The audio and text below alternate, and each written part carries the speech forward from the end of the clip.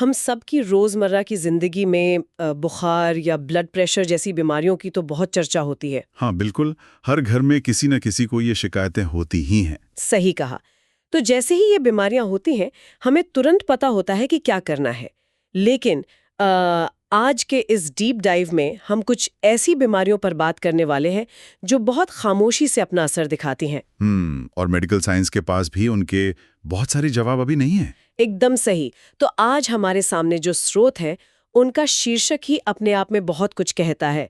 The silent burden, understanding rare disease in India. यानी भारत में दुर्लभ बीमारियों को समझना। हाँ, तो आज की हमारी इस विस्तृत चर्चा का मुख्य मिशन यही समझना है कि आखिर ये रेयर या दुर्लभ बीमारियां असल में होती क्या है। और सुनने वालों के लिए यह जानना बहुत जरूरी है कि यह एक बहुत बड़ी छुपी हुई चुनौती क्यों है। बिल्कुल, और आज के स्रोतों से जो आंकड़े निकलकर सामने आए हैं वो सच में किसी को भी पूरी तरह से हैरान कर सकते हैं। Okay, let's unpack this. सबसे पहला और बुनियादी सवाल तो यही उठता है कि हम किस आधार पर किसी बीमारी को दुर्लभ कहेंगे। मतलब क्या इसका कोई एक तय पैमाना है? ये बहुत ही अहम सवाल है, और दिलचस्प बात यह है कि पूरी दुनिया में इसकी कोई एक तय परिभाषा नहीं है। रुको, क्या सच में दुनिया भर के डॉक्टर्स किसी एक परिभाषा पर सहमत नहीं है? जी हाँ, अलग अलग देश अपनी जनसंख्या और स्वास्थ्य नीतियों के हिसाब से इसे तय करते हैं। मैंने स्रोतों में पढ़ा कि इन दुर्लभ बीमारियों को अक्सर ऑर्फन डिजीज भी कहा जाता है। अब ऑर्फन का मतलब तो अनाथ होता है।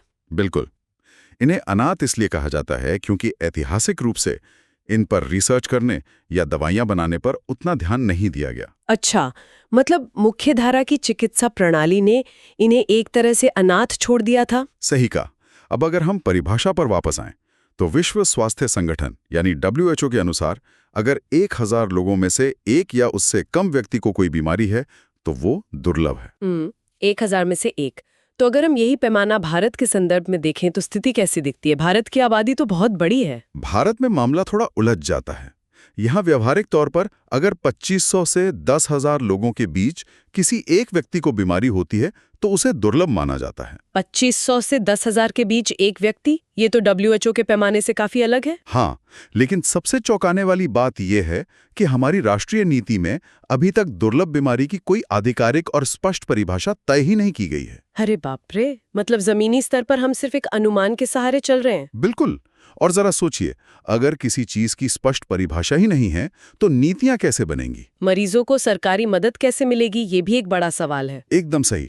बिना परिभाषा के ये तय करना बहुत मुश्किल हो जाता है कि कौन सी बीमारी दुर्लभ है और किसे फंड की जरूरत है। बार बार दुर्लभ बीमारियों की बात कर रहे हैं, लेकिन क्या हम इसके कुछ विशिष्ट उदाहरणों पर बात कर सकते हैं ताकि लोगों के लिए ये समझना थोड़ा आसान हो जाए? जरूर। स्रोत स्पष्ट करते हैं कि इनमें मुख्य रूप से आनुवांशिक या जेनेटिक विकार आते हैं जो व्यक्ति के DNA से जुड़े होते हैं। मैंने ऑटो इम्यून और मेटाबॉलिक जैसे शब्द भी देखे हैं स्रोतों में। हाँ, ऑटो इम्यून समस्याएं वो होती हैं जहां शरीर का इम्यून सिस्टम ही शरीर के अंगों को नुकसान पहुंचाने लगता है, और मेटाबॉलिक बीमारियों में शरीर भोजन को सही तरीके से ऊर्जा में नहीं बदल पाता। और न्यूरोलॉजिकल बीमारियां भी होती हैं जो दिमाग और नसों पर असर डालती है। बिल्कुल, स्रोतों में कुछ बहुत ही विशिष्ट बीमारियों के नाम भी दिए गए हैं, जैसे कि गॉशर डिजीज या ड्यूशेन मस्कुलर डिस्ट्रॉफी और सिस्टिक फाइब्रोसिस। ये नाम तो बहुत भारी और जटिल लग रहे हैं।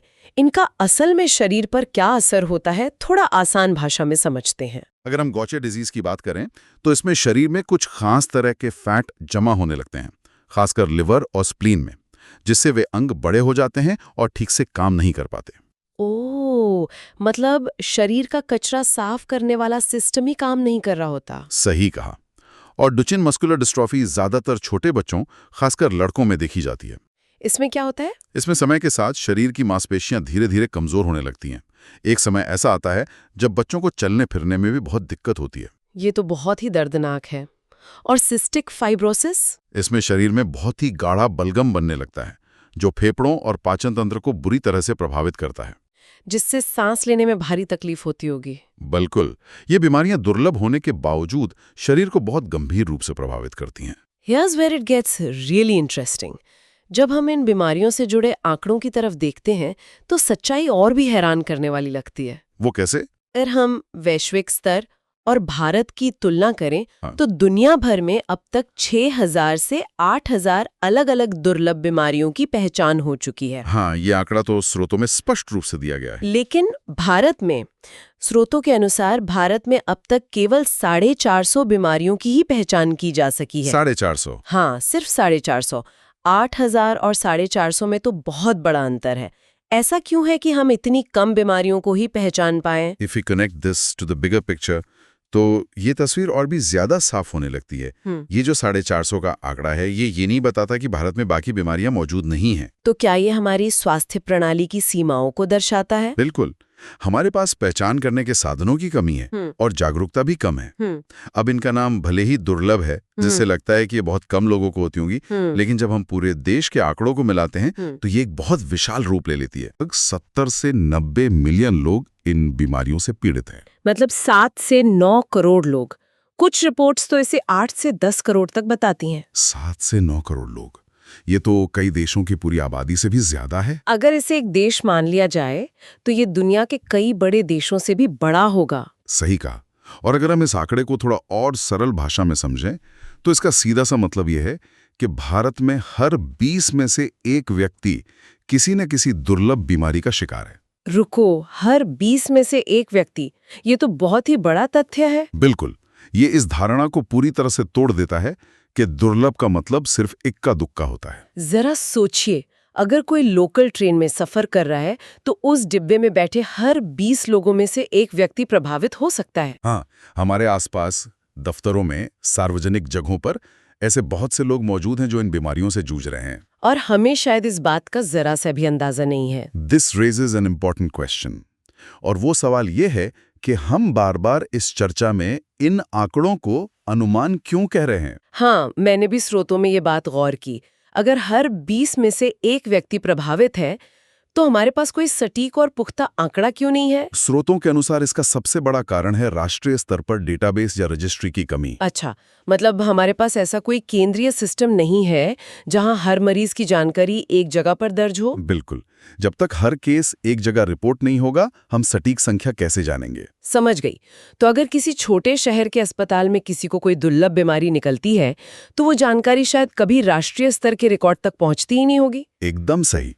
दूसरा सबसे बड़ा कारण है अंडर डायग्नोसिस, यानी सही समय पर सही जांच का न हो पाना। क्योंकि दुर्लभ बीमारियों के लक्षण अक्सर आम बीमारियों जैसे ही लगते हैं। हाँ, इसलिए कई बार मरीजों को सालों साल ये पता ही नहीं चल पाता कि उन्हें असल में कौन सी बीमारी है। वे बस एक डॉक्टर से दूसरे डॉक्टर के पास चक्कर लगाते रहते हैं। और तीसरा कारण ये है कि सरकारी स्वास्थ्य डेटा में इन बीमारियों को कई बार आधिकारिक तौर पर अलग से दर्ज ही नहीं किया जाता। इसलिए जो 7 से 9 करोड़ का आंकड़ा हम देख रहे हैं, वो कोई अतिशयोक्ति नहीं है। असल संख्या इससे भी कहीं ज्यादा हो सकती है। बिल्कुल। So what is this all mean? मतलब कागजों पर जो आंकड़े हैं उनका जमीनी स्तर पर एक आम इंसान की जिंदगी पर क्या असर पड़ता है? ये जो पूरा साइलेंट बर्डन या खामोश बोझ है, ये मरीजों और उनके परिवारों के जीवन को हर दिन प्रभावित कर रहा है। स्रोत इस बात पर बहुत स्पष्ट रूप से प्रकाश डालते हैं कि ज्यादातर दुर्लभ बीमारियां क्रॉनिक यानी दीर्घकालिक होती हैं। क्रॉनिक से मतलब ऐसी बीमारियां जो कभी पूरी तरह ठीक नहीं होती। हाँ, ये बुखार की तरह नहीं है कि एक हफ्ते दवा खाई और ठीक हो गए। ये जीवन भर चलने वाली और बहुत ही गंभीर प्रकृति की बीमारियां होती हैं। एक मरीज को अपनी पूरी उम्र इन स्वास्थ्य समस्याओं के साथ संघर्ष करना पड़ता है। इससे सिर्फ मरीज की शारीरिक क्षमता ही नहीं, बल्कि पूरी दिनचर्या, पढ़ाई, नौकरी और जीवन की गुणवत्ता पूरी तरह से प्रभावित हो जाती है। और एक बात जिसने मुझे सबसे ज्यादा सोचने पर मजबूर किया वो ये थी कि इन बीमारियों के पीछे के असल कारण क्या हैं। स्रोतों के अनुसार 80% या उससे ज्यादा दुर्लभ बीमारियां आनुवंशिक या जेनेटिक होती हैं। यानी ये किसी बाहर के वायरस या खराब खानपान की वजह से नहीं होती। नहीं, ये व्यक्ति के अपने डीएनए में मौजूद किसी बदलाव या खराबी के कारण होती है। और जो बात सबसे ज्यादा दिल दुखाने वाली है वो ये है कि इनमें से ज्यादातर बीमारियां बचपन में ही शुरू हो जाती हैं। यही वो पहलू है जो इस साइलेंट बर्डन को और भी भारी बना देता है। जरा उस परिवार के बारे में सोचिए जिसके छोटे से बच्चे को कोई ऐसी बीमारी हो जाए जिसके बारे में आसपास का कोई डॉक्टर भी नहीं जानता। ये सच में एक बहुत बड़ी मानसिक और भावनात्मक चुनौती है। बिल्कुल। और इस चुनौती को जो चीज और भी ज्यादा डरावना बना देती है वो है इलाज का न होना। ये शायद आज के इस पूरे डीप डाइव का सबसे दर्दनाक हिस्सा है। स्रोतों के अनुसार आज के समय में जितनी भी दुर्लभ बीमारियां मौजूद हैं, उनमें से 5% से भी कम के लिए मान्यता प्राप्त इलाज उपलब्ध है। ये आंकड़ा बहुत ही चिंताजनक है। 5% से भी कम। इसका सीधा सा मतलब यह है कि 95% से ज्यादा दुर्लभ बीमारियों के लिए आज चिकित्सा विज्ञान के पास कोई प्रमाणित इलाज है ही नहीं। इससे ये बात बिल्कुल साफ हो जाती है कि मरीजों और उनके परिवारों के लिए इलाज तक पहुंचना कितनी बड़ी और लगभग असंभव सी चुनौती है। उन्हें सिर्फ अपनी बीमारी के दर्द से नहीं लड़ना है, बल्कि उस व्यवस्था से भी लड़ना है जहां उनके लिए कोई दवा मौजूद ही नहीं है। अगर कोई परिवार किसी तरह ये पता लगा भी ले कि उनके बच्चे को कौन सी दुर्लभ बीमारी है, तो उसके बाद डॉक्टर उन्हें क्या जवाब देते होंगे? यही कि हमें बीमारी तो पता चल गई है, लेकिन इसका कोई इलाज नहीं है। ये सुनना कितना भयानक होगा। बिल्कुल। और जब किसी बीमारी का कोई स्थायी इलाज नहीं होता, तो सारा ध्यान सिर्फ लक्षणों को प्रबंधित करने पर केंद्रित हो जाता है। लक्षणों को प्रबंधित करने का मतलब ये हुआ कि अगर दर्द हो रहा है तो दर्द की दवा दे दी। हाँ, या सांस लेने में दिक्कत है तो ऑक्सीजन दे दी, लेकिन मूल बीमारी वहीं की वहीं रहती है। और ये जो सिम्टम मैनेजमेंट की प्रक्रिया है, ये अपने आप में बहुत खर्चीली और लंबी होती है। इसमें बार बार अस्पताल जाना, महंगी थेरेपीज लेना और लगातार मेडिकल केयर की जरूरत पड़ती है। यही मुख्य कारण है कि इसे एक साइलेंट बर्डन कहा गया है। ये एक ऐसा बोझ है जिसे देश के लाखों लोग बिल्कुल चुपचाप ढो रहे हैं। क्योंकि ना तो समाज में इस विषय को लेकर पर्याप्त जागरूकता है और न ही विज्ञान के पास पर्याप्त चिकित्सा विकल्प मौजूद हैं। तो आज की इस विस्तृत चर्चा में हमने स्रोतों से जो कुछ भी समझा, अगर उसे समेटने की कोशिश करें तो कुछ बातें बहुत स्पष्ट रूप से सामने आती हैं। सबसे पहली और चौंकाने वाली बात यह है कि भारत में हर 20 में से एक व्यक्ति किसी न किसी दुर्लभ बीमारी से प्रभावित है। जो चीज दुर्लभ कहलाती है, वो असल में करोड़ों लोगों की जिंदगी का एक कड़वा सच है। और दूसरी बड़ी बात यह है कि हमारे पास इन बीमारियों को लेकर कोई स्पष्ट राष्ट्रीय परिभाषा और सटीक डेटाबेस नहीं है। 6000 से 8000 ज्ञात बीमारियों में से भारत में केवल 450 की ही पहचान हो पाई है। जब तक हमारे पास सही डेटा नहीं होगा, हम सही दिशा में कदम नहीं उठा पाएंगे। और तीसरी सबसे महत्वपूर्ण बात जो इस पूरे विषय की गंभीरता को दर्शाती है, वो ये है कि 5% से भी कम बीमारियों का इलाज मौजूद है। और 80% से अधिक मामले आनुवंशिक हैं, जो बचपन से ही शुरू हो जाते हैं। इन सब तथ्यों को एक साथ देखने पर यह साबित हो जाता है कि रेयर डिजीज भारत के स्वास्थ्य ढांचे पर एक बहुत बड़ा साइलेंट बर्डन है। इन सब जानकारियों को समझने के बाद ये स्पष्ट है कि सिर्फ चिकित्सा विज्ञान का आगे बढ़ना ही काफी नहीं है, बल्कि सामाजिक जागरूकता भी जरूरी है। आज की इस चर्चा को खत्म करने से पहले एक ऐसा विचार है जिस पर हम सबको बहुत गहराई से सोचने की जरूरत है। वो क्या? हमने देखा कि 80% से अधिक दुर्लभ बीमारियां आनुवंशिक हैं और बचपन से ही शुरू हो जाती हैं। ऐसे में क्या भविष्य में प्रीनेटल टेस्टिंग यानी जन्म से पहले की जांच की तकनीकें इतनी ज़्यादा विकसित हो सकती हैं कि वे इन दुर्लभ बीमारियों की परिभाषा को ही बदल दे? ये सच में एक बहुत ही गहरा सवाल है।